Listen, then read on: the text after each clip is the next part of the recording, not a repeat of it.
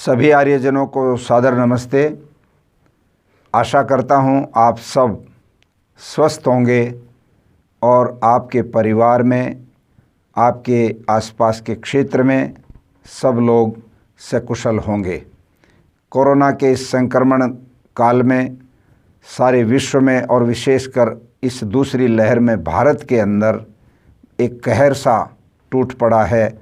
हर जगह हाहाकार है और इस मौके पर बहुत सारी बड़ी बड़ी समस्याएं लोगों को झेलनी पड़ रही हैं। सबसे बड़ा संकट इस समय उन रोगियों के सामने है जो ऑक्सीजन लेवल जिनका नीचे चला जाता है और फिर अस्पताल में उन्हें ऑक्सीजन समय पर नहीं मिल पाती। इससे बहुत सारी लोगों की मौतें भी हो रही हैं और ये बड़ा दुखद है और बहुत ही शर्मसार करने वाला एक तरह से ये वातावरण बना हुआ है। मैं आर्य समाज की सभी इकाइयों से, चाहे वो स्थानीय इकाई हो, चाहे वो प्रांतीय सभा हो या और कोई संगठन आर्य समाज का हो, एक विशेष अपील और निवेदन करना चाहता हूँ।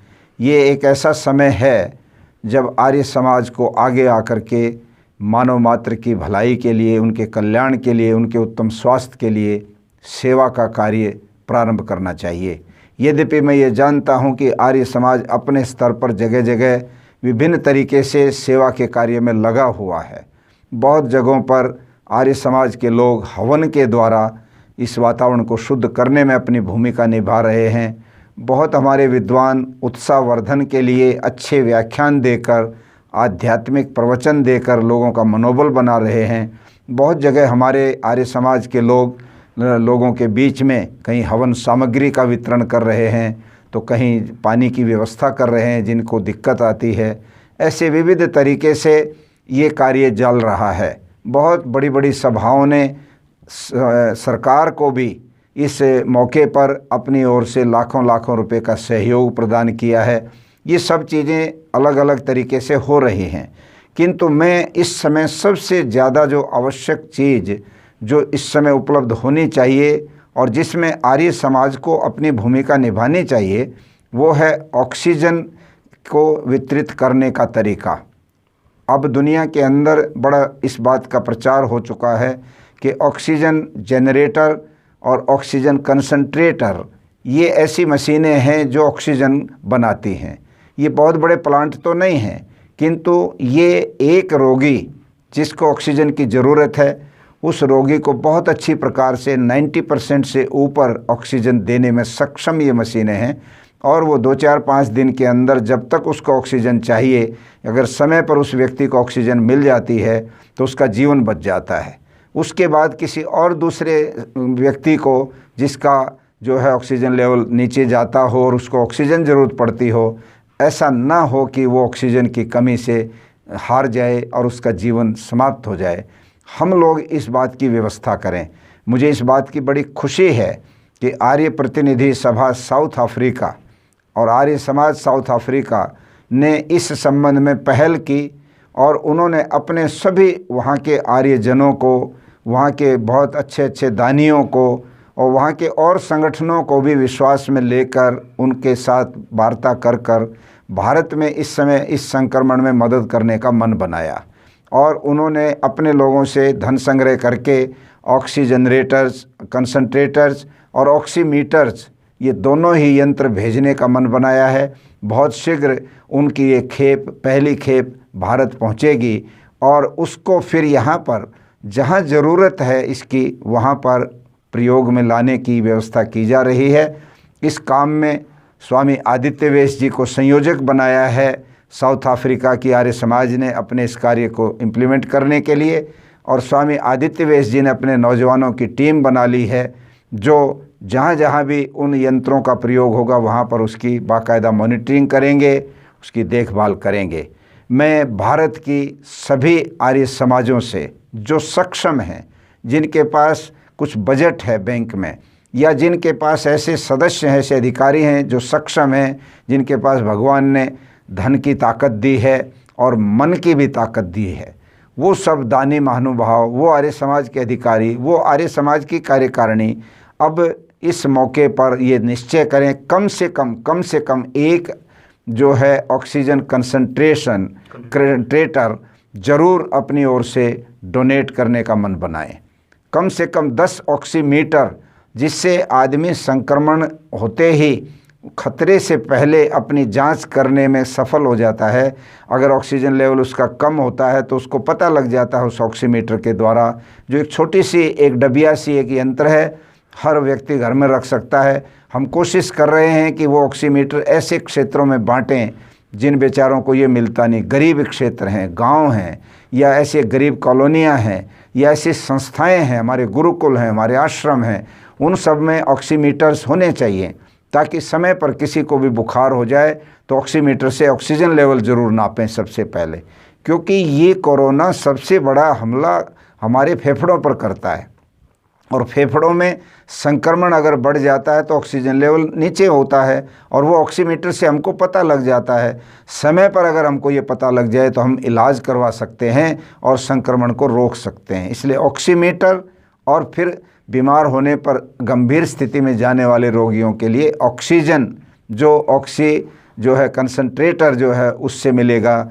ये दोनों ही यंत्र हम अरेंज कर सकते हैं। जिन आर्य समाजों के पास साधन है, धन है, उनके पास, वे मन बना लें, अपना प्रस्ताव करें।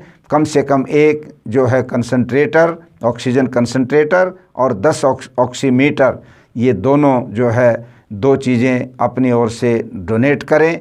और इसकी व्यवस्था या तो आप अपने आर्य समाज में रखें, जब किसी भी आपके क्षेत्र के व्यक्ति को ज़रूरत पड़े आप तुरंत उपलब्ध करा दें कि हमारे पास ये एक यंत्र है, इसका तुम प्रयोग कर सकते हो। या आप स्वामी आदित्य वेश की जो टीम है, जिन्होंने ऐसे निश्चय कर लिए हैं जगह जगह, कई प्रांतों में, राजस्थान में, हरियाणा में, उत्तर प्रदेश में, दिल्ली में और अन्य प्रांतों में भी कई जगह, उत्तराखंड आदि में ऐसे पॉइंट्स बना लिए हैं जहां पर इन यंत्रों को भेजा जाएगा। और उसमें कई और अच्छे व्यवसायी भी शामिल हो गए हैं, वो भी इस तरह के जो है यंत्र जो हैं वो मंगवा रहे हैं विदेश से, और बहुत जल्दी सैकड़ों की संख्या में ये यंत्र शायद हो जाएं जो जगह जगह डिप्यूट किए जाएंगे। और आर्य समाज आगे बढ़ कर के निःशुल्क इस तरह की व्यवस्था लोगों को उपलब्ध कराएगा। इसमें आप सबके सहयोग की ज़रूरत है। आर्य समाज आगे आए और दान के लिए अपने सारे के सारे जो खजाने हैं उनको खोल दे, और इस काम में जितना भी ज़्यादा से ज़्यादा सहयोग आप दे सकते हैं उतना ही इस समय ज़रूरी है, उतना ही ये एक प्रकार से मैं कहता हूँ वो कम है। जितना ज़्यादा दे सकते उतना दीजिएगा, ताकि लोग इस संक्रमण के दौर में जो भयानक रूप लेता जा रहा है उसमें अपने आप को संभाल सकें। आर्य समाज ने हमेशा ऐसी आपदाओं में पूरी मानवता का नेतृत्व किया है, उनकी सेवा की है। ये समय भी ऐसा ही आया हुआ है जब आर्य समाज को आगे बढ़ कर के अपने उस इतिहास के अनुरूप सेवा के इस कार्य में, परोपकार के इस कार्य में अपनी महत्वपूर्ण भूमिका निभानी पड़ेगी। मैं आर्य समाज के सभी संगठनों से, आर्य समाज के सभी नेताओं से, आर्य समाज के सभी बड़े दानवीर भामाशाहों से, जिनके पास भगवान ने शक्ति दी है, उनसे भी निवेदन करता हूँ आप भी अपना हाथ बढ़ाएं और हमारे साथ मिलकर या अपने तरीके से आपको जैसा उचित लगे आप इस कार्य को लें। अपने अपने इलाके में कोविड केयर सेंटर खुलवाएं, उसमें अपनी ओर से ऐसी जो है ऑक्सीजन की जो मशीनें हैं वो उपलब्ध करा दें और उनको अपनी मॉनिटरिंग करें। और आर्य समाज का बाकायदा बैनर लगा करके कहें कि ये सेवा आर्य समाज दे रहा है।